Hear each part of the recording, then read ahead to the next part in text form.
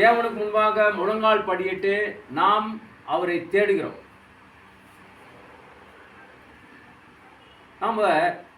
நம்மளே யோசனை பண்ணி பார்க்கணும், நம்ம அப்படிலாம் செய்கிறோமா? நம்ம அதிகாலை எழுச்சி நம்ம கடவுளை தேடுறது கிடையாது. அவர் வேத வாசிப்பில் நம்ம தியானிக்கிறது கிடையாது, வாசிக்கிறது கிடையாது. அப்படி இருக்கும்போது கர்த்தர் நமக்கு எப்படி வெளிப்படுவார்? நான் ரொம்ப சர்ச்சுக்கு வரேன், நான் எல்லாமே நான் செய்கிறேனே, எனக்கு ஏன் கடவுள் என்கிட்ட பேச மாட்டாரு அப்படின்னு நாம் கேள்வி கேட்கும். அப்போ நாம் கடவுள் என்ன சொல்கிறாரு? என்னுடைய வேத அவருடைய வார்த்தை வாங்கப்பட்டது, அவர் தீர்க்கதரிசனமாக கொடுத்த இந்த வார்த்தையை நாம் தியானிக்கணுமா, தேடணுமா, ஆராய்ந்து பார்க்கணுமா. அப்பொழுது தான் அவர் உங்களுக்கு வெளிப்படுத்துவார், உங்களோடு பேசுவார். அப்போ அதிகாலையில் ஜெபத்தில் தரித்திருந்து அவரை தேடும்போது அவரை கண்டடைவோம். இதை நன்காக புரிஞ்சுக்கணும்.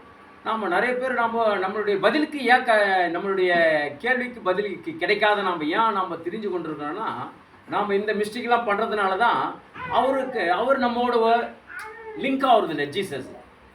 இப்போது ஊழியக்காரங்க செய்கிறாங்க, உடன் ஊழியக்காரங்க செய்கிறாங்க, ஒரு நல்ல விசுவாசி, நல்ல தேவனை தேடுகிறவர்களுக்கு பேசுகிறாங்க போது அவங்கள பார்க்கும்போது அவங்களுக்கு மட்டும் எப்படி தெரியுது? அவங்க உறவாடுறாங்க தேவனிடத்தில், வேத வசனத்தை அவர்கள் ஆராய்ந்து பார்க்குறாங்க, தியானிக்கிறாங்க, தேவனுடைய பாதப்படியில் அமர்றாங்க. அதனால தான் தேவன் அவர்களோடு பேசுகிறார், அவர்களோடு உறவாடுகிறார். அப்போ மூன்றாவது பாருங்க, உபாகம் 4:29 எடுங்க.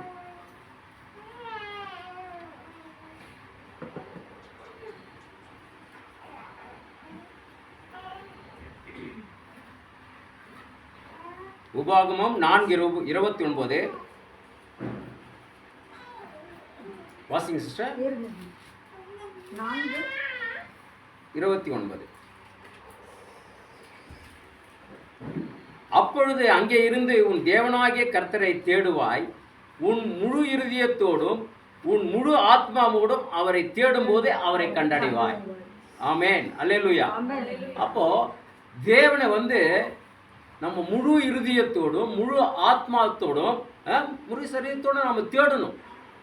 அப்போதான் அவரை கண்டடைய முடியும். இல்லைன்னா முடியாது. நம்ம என்னதான் நம்ம சர்ச்சுக்கு வந்தால் கூட நம்ம என்னதான் நம்ம சரி, ஆனால் முழு இருதயத்தோடு அவர் தேடும்போது தான் நம்ம கண்டடைவோம். ஆமாம், நான் காலையில் எழுந்து ஜெபம் பண்ணுறேன் அப்படின்னு நம்ம சொல்லுவோம். ஜெபம் பண்ணணும், முட்டி போடுவோம், ஜெபம் பண்ணுவோம். எப்படி ஜெபம் பண்ணுறோம்? எந்த சூழ்நிலையில் ஜெபம் பண்ணுறோம்? முழு இருதயத்தோடு கொடுத்து நாம் ஜெபம் பண்ணுறோமா? முழு ஆத்மாத்தோடு நாம் ஜெபம் பண்ணுறோமா? நம்ம பரிசுத்தத்தோடு ஜெபம் பண்ணுறோமா? அவரை தேடுகிறோமா? இல்லையே. அதனால தான் தேவன் என்ன பண்ணுறாரு? நமக்கு அவர் வெளிப்படுறதில்லை. இதை அறிந்து கொள்ள வேண்டும். ஆத்மாவோடு அவரை தேடும் போது அவரை கண்டுடும். முழு ஆத்மாவோடு அவரை தேடும், வாஞ்சையோடு தேடணும். அப்போதான் தேவன் நமக்கு அவர் வெளிப்படுகிறவராக இருக்கிறார், நம்முடைய ஜெபத்துக்கு பதில் தருவராக இருக்கிறார், நம்முடைய தேவைகளை சந்திக்கிறவராக இருக்கிறார். ஆமென், அல்லேலூயா. நாம் சில நேரத்தில் நம்ம நினைக்கிறோம், நாம் ரொம்ப பக்தி, நம்ம ஊழியம் செய்ய போகிறோம், எல்லாம் செய்ய போகிறோம், நம்ம ஓடி வரோம், எல்லாம் கீழ்ப்படுகிறோம், எல்லாமே பண்ணுறோமே, தேவன் ஏன் நம்மளை சோதிக்கிறாருன்னு கேட்போம். தேவன் சோதிக்கிறவர் அல்ல, நாம தான் நம்மை நாமே சோதித்து அறிந்து கொள்ளாமல், நாம் என்ன செய்கிறோம் என்று நம்மை சோதித்து அறிந்து கொள்ளாமல் நாம் தேவனை நோக்கி நாம் கேள்வி கேட்கிறோம். நாம் சரியாக நம்ம ஊழியம் செய்யும்போது நாம் சரியாக போகிறோமா? நாம் ஜெபிக்கும் போது முழு ஆத்மாத்தோடு முழு சரீரத்தோடு ஜெபிக்கிறோமா? ஒப்பு கொடுத்து ஜெபிக்கிறோமா? நம்ம பாவங்களை அறிக்கை செய்து ஜெபிக்கிறோமா? இவங்களெல்லாம் நாம் என்ன பண்ணோம்? சிந்திக்கணும். சிந்தித்து அதை செய்யும்போது தான் கர்த்தர் நம்மோடு உறவாடுவார், நமக்கு அவர் கண்முன்னாக நமக்கு வெளிப்படுவார், அவர் வார்த்தை மூலமாக வெளிப்படுவார். அன்பார்ந்த தேவ ஜனங்களே, அப்போ இன்னொரு வார்த்தை ஏசாயா 34:16 எடுங்க. ஏசாயா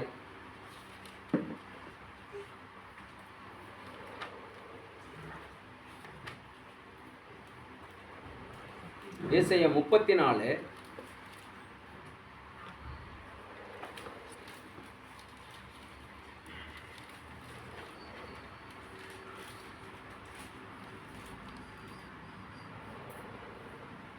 வாசிங்க சிஸ்டர். எது?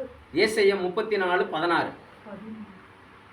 16. கர்த்தருடைய புஸ்தகத்திலே தேடி வாசியுங்கள், இவைகளில் ஒன்றாவது குறையாது, இவைகளில் ஒன்றும் ஜோடியராது.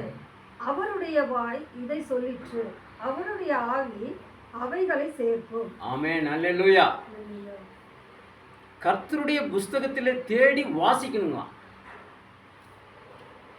தேடி நம்ம வாசிக்கும் போது இவைகளில் ஒன்றும் குறையாது. அந்த வார்த்தை நமக்கு பலனாக இருக்கும். நமக்கு அந்த சத்தியமாகப்பட்டது நம்மை உறுதிப்படுத்தும், நம்மை பலப்படுத்தும், ஆற்றும், தேற்றும், நமக்கு வழிகாட்டும், நம்ம ஒளியில நடத்தும். அப்போ கர்த்தருடைய புஸ்தகத்திலே தேடி வாசியுங்கள், இவைகளில் ஒன்றும் குறையாது, இவைகளில் ஒன்றும் ஜோடி இல்லாத இருக்காது. அது கடவுளுடைய வார்த்தை.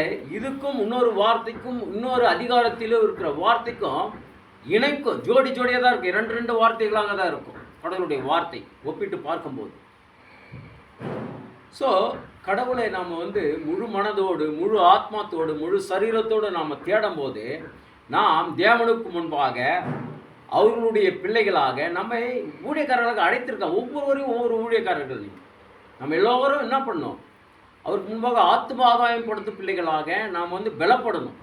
அவருடைய வேத வாசிப்பை நாம் தியானித்து ஜப ஜீவியத்தில் முழுமையாக நாம் முழு உள்ளத்தோடும் முழு ஆத்மாத்தோடும் அர்ப்பணித்து நாம் ஜீவிப்போமானால், தேவனிடத்தில் கேட்போமானால், நமக்கு கேட்கிறது யாவும் பெற்றுக்கொள்வான் என்று சொல்லியிருக்கிறார் கடவுள்.